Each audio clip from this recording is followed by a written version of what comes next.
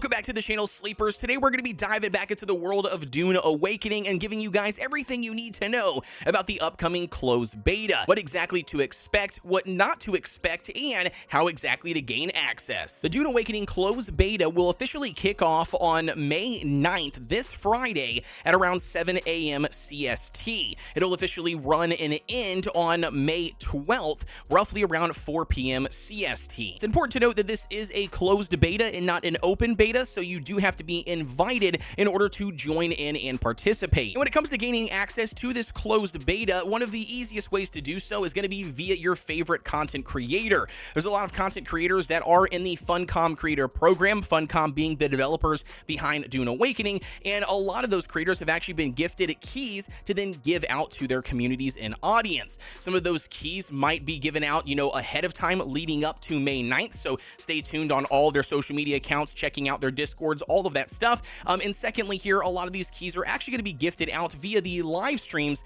for those creators on day one on May 9th of the closed beta. Myself included, I'm actually planning on going live at 7 a.m. CST on a Friday, streaming for about 7 or 8 hours, and we'll be popping off roughly, I think, 10 keys here for the Dune Awakening closed beta weekend. Again, I'm going to be gifting them out throughout the live stream, so if you guys are interested in potentially getting one of those keys and you have not got invited to the closed beta, be sure to subscribe here on the channel, hit the notification bell so you can tune in when that live stream goes live. And now diving into the gameplay and content we have for this closed beta weekend. Well, the developers have stated, one, it's going to be roughly 20 to 25 hours worth, like the first 25 hours of what players will experience in Dune Awakening when it officially launches in June, all right? So don't expect anything beyond roughly like just the start of mid-game content. Not only that, when it comes to the storyline, we're only going to be able to experience roughly Act 1 of the game. There's going to be obviously more acts when the game does launch in June. And as far as regions go inside of the game to explore, we're going to be able to achieve 3 of them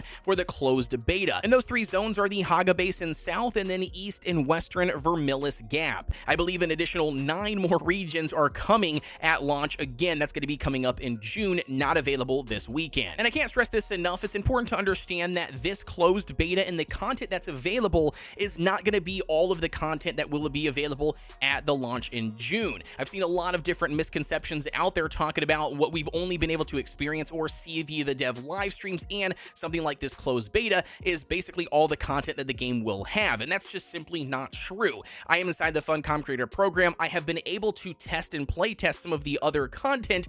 I can't talk much about it because I am under NDA, but just know that there's a lot more content that the game offers that we just won't be able to experience this weekend. And as far as additional things available for the closed beta via content, that brings us to building sets. We have the CHOAM set, which is going to be the only one technically available here for the closed beta. There are additional sets in the game, but all of those we'll have to wait to experience and check out for ourselves when the launch comes in June. Additionally, when it comes to the different vehicles that they have showcased throughout the dev live streams and, gameplay footage, the only one that's going to be available for this closed beta is actually the Sandbike. So other vehicles like the Ornithopter or Buggy, for instance, that they have showcased will not actually be in this closed beta weekend, and you will not be able to craft it whatsoever. The only way we're going to be able to experience those, again, are going to be the launch in June. And speaking on travel, that's another thing not in this closed beta, and that is the Overland travel, map that you guys have seen via the dev live streams. Basically like the Ornithopter, kind of like a top-down roguelite feel, traveling from point A to point B. That this system will not be featured in this closed beta, and once again,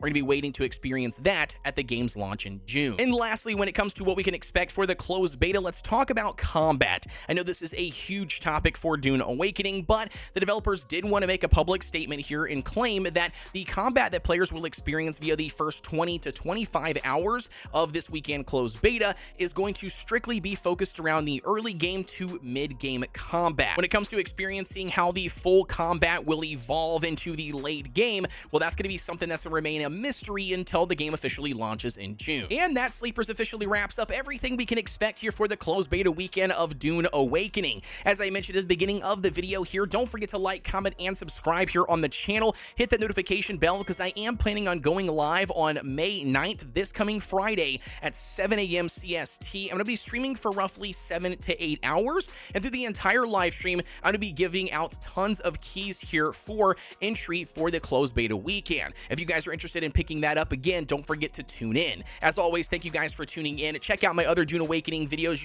you see here on screen. And with that being said, as always, guys, I'll see you on the next one.